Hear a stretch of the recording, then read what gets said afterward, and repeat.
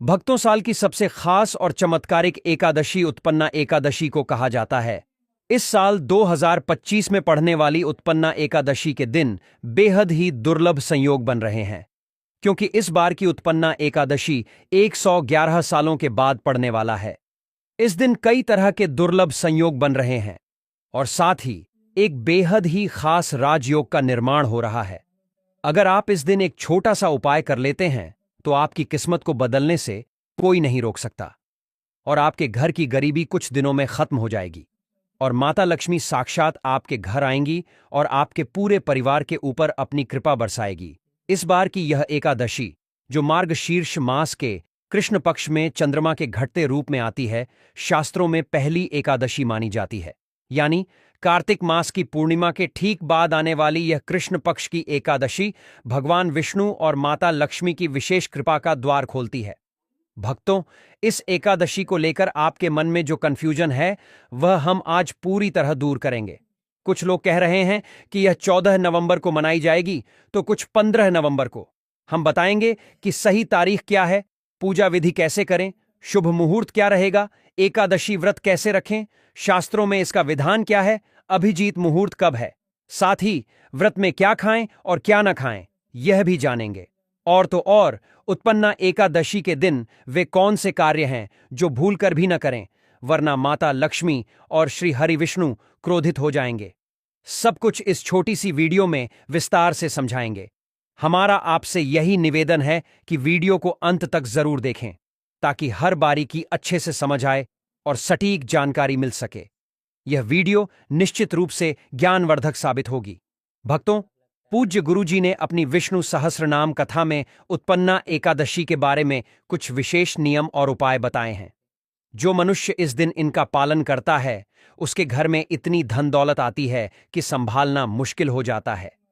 घर की तरक्की होने लगती है, रुपया पैसा हमेशा आता रहता है और टिकता भी है। अगर हम उत्पन्ना एकादशी के महत्व की बात करें तो हिंदू धर्म में इसका अत्यधिक महत्व बताया गया है। यह व्रत बहुत पुण्यदायी माना गया है। जो भक्त इसे श्रद्धा और विधिपूर्वक करते हैं, उन्हें पापों से मुक्ति, जीवन में कल्याण और स्वर्गलोक की प्राप्ति का अवसर मिलता है। शास्त्रों में कहा गया है कि इस व्रत की शुरुआत से ही एकादशी व्रतों की श्रृंखला सुचारू रूप से चलने लगती है। यानी यह व्रत श्रृंखला की आरंभिका मानी गई है। इससे भगवान विष्णु और माता लक्ष्मी का आशीर्वाद आपको सीधे प्राप्त होगा। तो चलिए अब जानते हैं कि उत्पन्ना एकादशी कब है और शुभ मुहूर्त क्या रहेगा। उसके बाद पूजा विधि पर विस्तार से चर्चा करेंगे।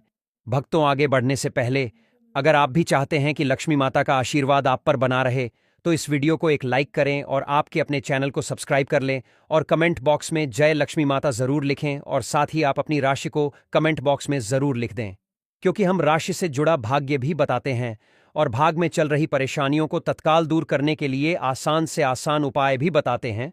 इसलिए आप अपनी राशि कमेंट बॉक्स में जरूर लिख दें।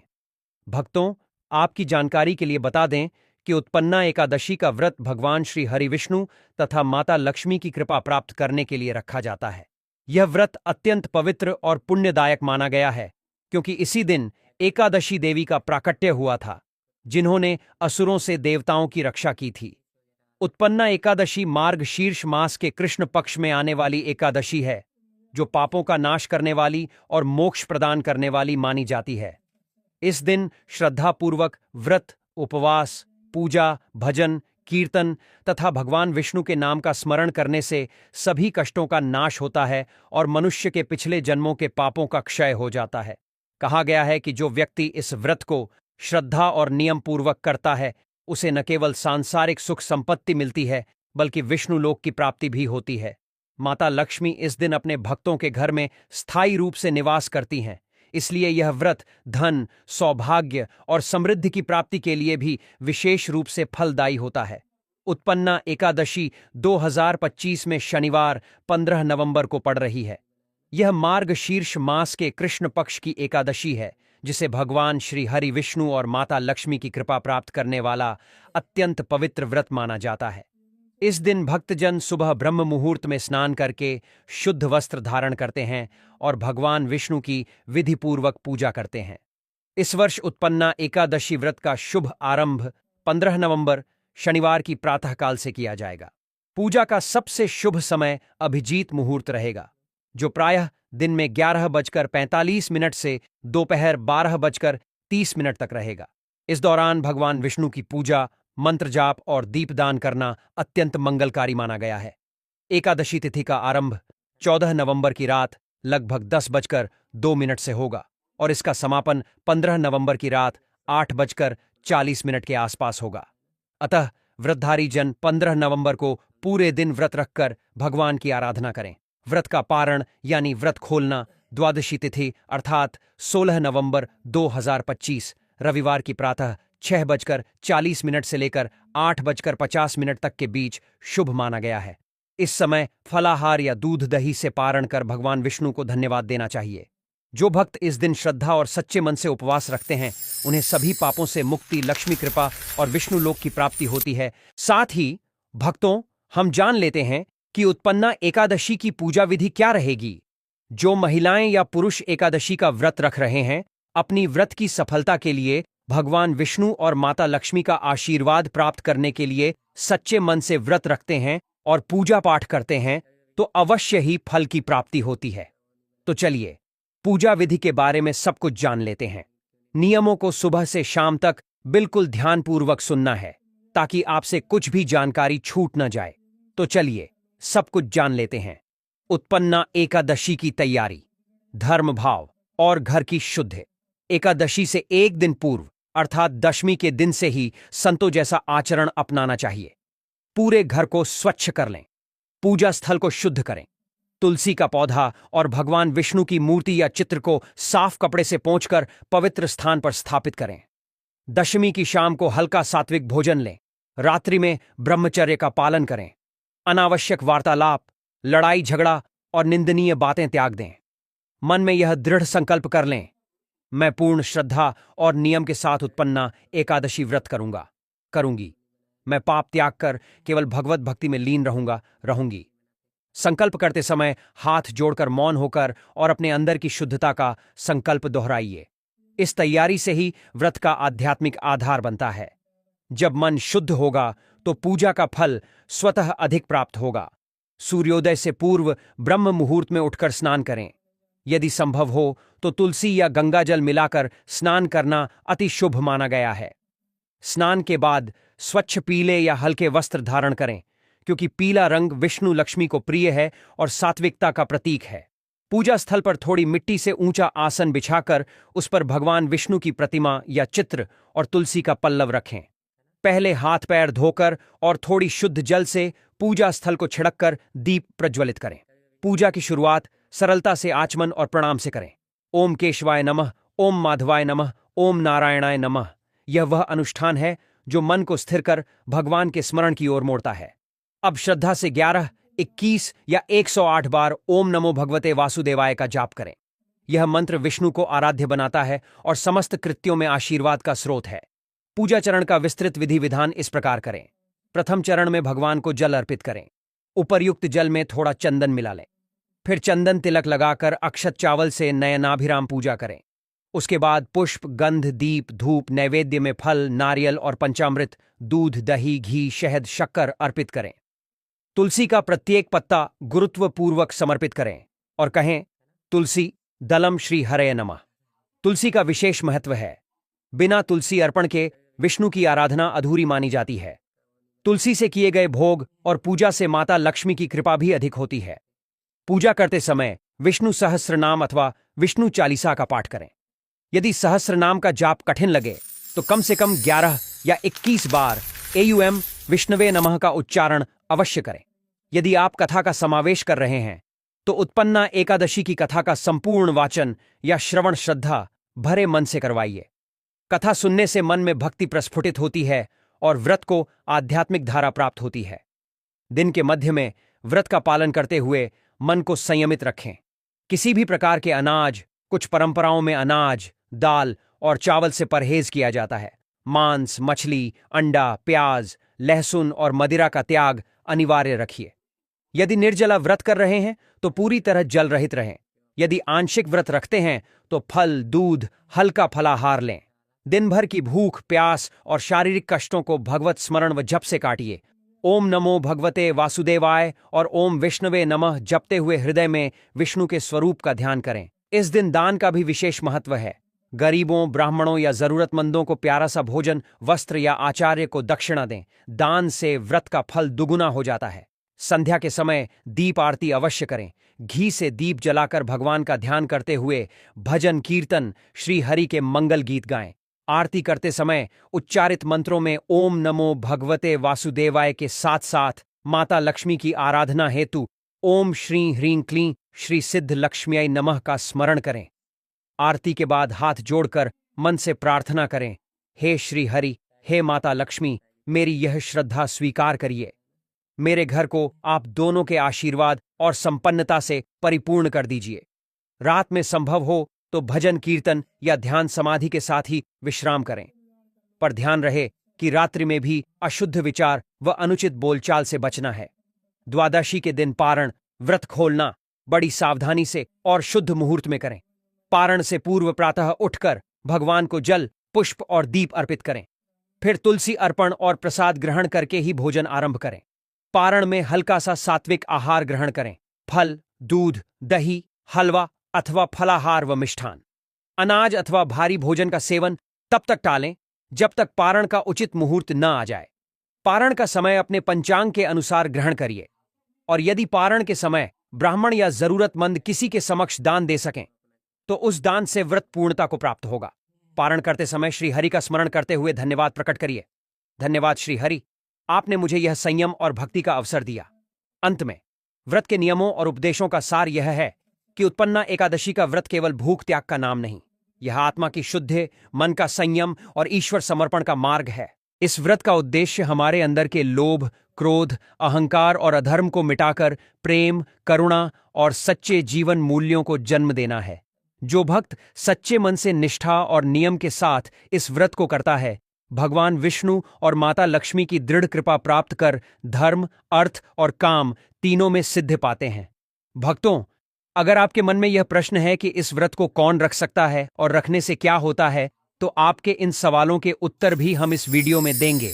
प्रिय भक्तों, जैसा कि हम आपको बता दें कि उत्पन्ना एकादशी का व्रत स्त्री और पुरुष दोनों ही श्रद्धा एवं भक्ति भाव से रखते हैं।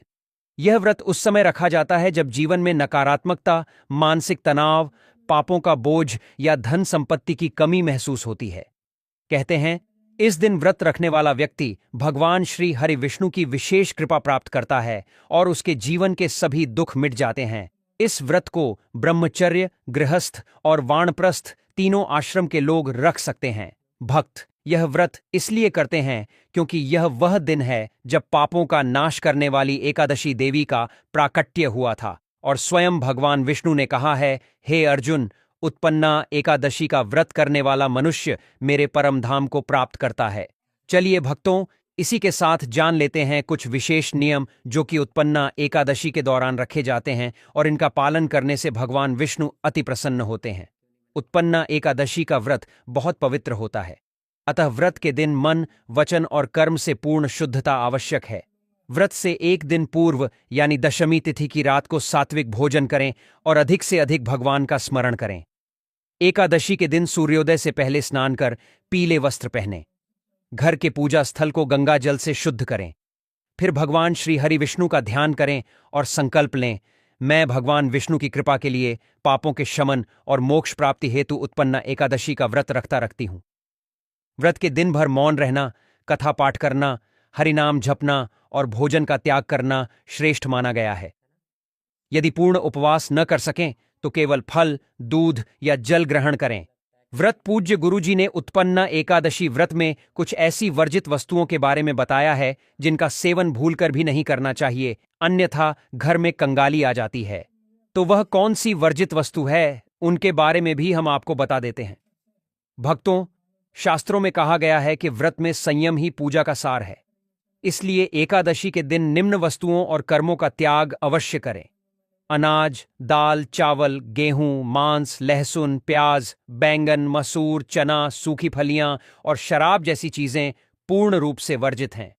एकादशी के दिन झूठ बोलना, क्रोध करना, चुगली करना, दूसरों का अपमान करना या किसी जीव को कष्ट देना, यह सभी कर्म व्रत का पुण्य नष्ट कर देते हैं। पति पत्नी को इस दिन संपूर्ण ब्रह्मचर्य का पालन करना चाहिए। देर तक सोना या दिन में झपकी लेना भी वर्जित है। इसी के साथ जान लेते हैं व्रत में क्या सेवन करना चाहिए। एकादशी के दिन यदि फलाहार करना हो तो केवल सात्विक फल और शुद्ध सामग्री का ही सेवन करें। फल, केला, सेब, अमरूद, नारियल, खजूर या मौसमी फल। पेय पदार्थ, दूध, दही, नींबू जल, नारियल जल या गंगा जल मिश्रित जल।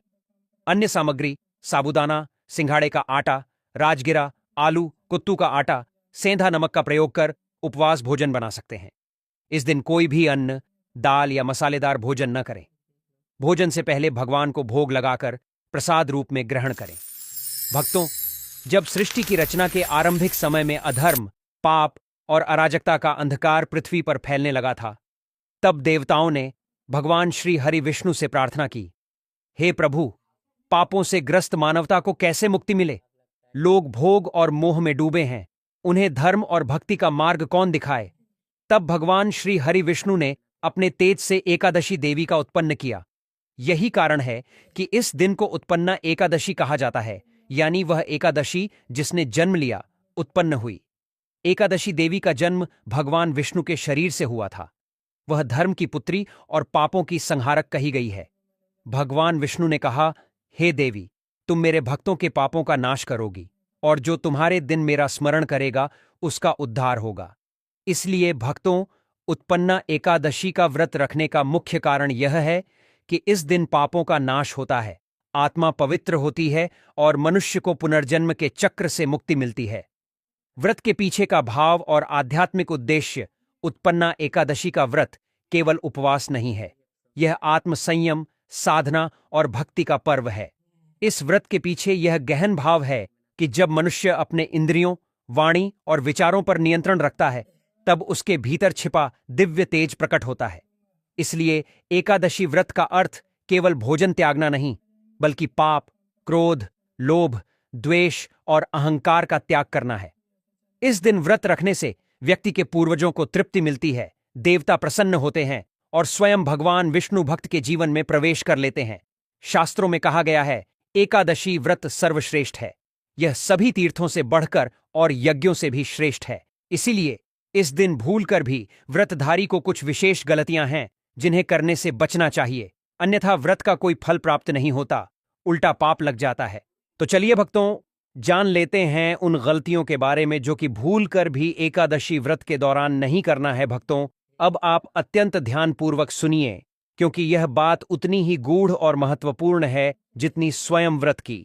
उत्पन्ना एकादशी का व्रत जितना पुण्यदायक है, उतना ही संवेदनशील भी, क्योंकि यदि इस पवित्र व्रत के दौरान कुछ गलतियां अनजाने में भी हो जाएं, तो व्रत का संपूर्ण फल नष्ट हो जाता है और पुण्य की जगह पाप लग जाता है।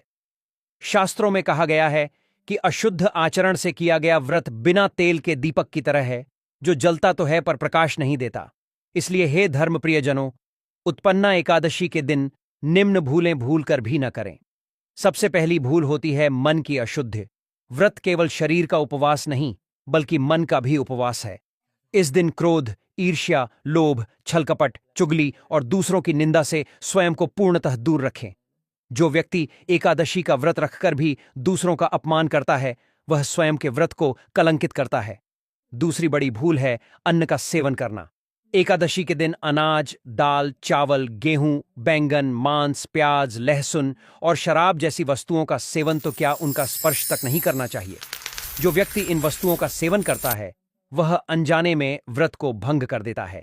तीसरी भूल होती है अविनीत व्यवहार और असंयम। इस दिन पति पत्नी दोनों को ब्रह्मचर्य का पालन करना चाहिए, क्योंकि यह व्रत आत्मिक शुद्धि का दिन है। चौथी गलती होती है आलस्य और निद्रा। इस दिन देर तक सोना या दिन में झपकी लेना भी वर्जित माना गया है। कहा गया है, एकादशी के दिन जो सूर्योदय के बाद सोता है, उसके व्रत का आधा पुण्य नष्ट हो जाता है। अतः इस दिन ब्रह्म मुहूर्त में उठकर स्नान, जप और ध्यान करें। पांचवी भूल है तुलसी और पूजा सामग्री का अपमान। इस दिन तुलसी का पौधा भगवान विष्णु का स्वरूप माना गया है, अतः तुलसी को तोड़ना, उसके नीचे झाड़ू लगाना या उसकी उपेक्षा करना गंभीर दोष माना जाता है। साथ ही दीपक को बुझाना या बिना भक्ति भाव के पूजा करना भी गलत है। छठी भूल होती है दान और सेवा से विमुख रहना। इस दिन यदि ब्राह्मण, गरीब या जरूरतमंद को भोजन या वस्त्र दान न किया जाए तो व्रत अधूरा रहता है। और सबसे बड़ी भूल होती है व्रत को केवल औपचारिकता समझना। हे भक्तों, यह दिन केवल व्रत रखने या भूखे रहने का नहीं, बल्कि अपने भीतर की नकारात्मकता को जलाने का दिन है।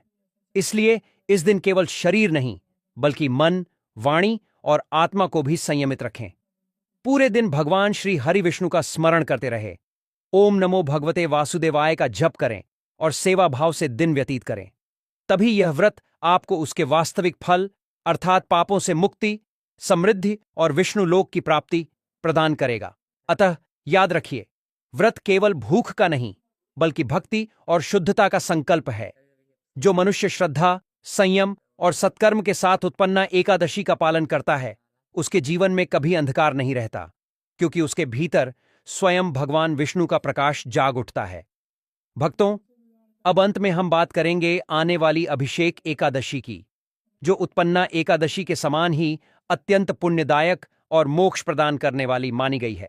यह एकादशी मार्गशीर्ष या पौष मास में आती है और इस दिन भगवान श्री हरि विष्णु का जल, दूध, शहद, घी, दही और गंगा जल से महाभिषेक किया जाता है। इसीलिए इसका नाम अभिषेक एकादशी पड़ा। शास्त्रों में वर्णन मिलता है कि जो व्यक्ति इस एकादशी पर प्रभु विष्णु का अभिषेक करता है, उसके जीवन के समस्त पाप, दुख और क्लेश उसी क्षण जलकर भस्म हो जाते हैं। इस दिन का व्रत रखने से मनुष्य को जन्म जन्मांतर के कष्टों से मुक्ति मिलती है, दरिद्रता समाप्त होती है और घर में धन, सुख और शांति का वास होता है। भगवान विष्णु की कृपा से घर में कभी कोई नकारात्मक शक्ति प्रवेश नहीं करती। भक्तजन इस दिन पूर्ण श्रद्धा के साथ ओम नमो नारायणाय और ओम नमो भगवते वासुदेवाय मंत्रों का जाप करते हुए जल, तुलसी और पंचामृत से प्रभु का अभिषेक करें। भक्तों, ये तमाम जानकारी जन रुचि को ध्यान में रखकर दी जा रही है। वास्तुशास्त्र के उपाय को अपनी आस्था और विश्वास पर आजमाएं। हमारा चैनल इस वीडियो के द्वारा किसी भी प्रकार का कोई दावा नहीं करता है। आज की यह जानकारी अगर आपको पसंद आई हो तो इस वीडियो को एक लाइक करके आपके अपने चैनल को सब्सक्राइब कर लें और बेल नोटिफिकेशन को ऑन पर सेट जरूर करें। जय श्री राम।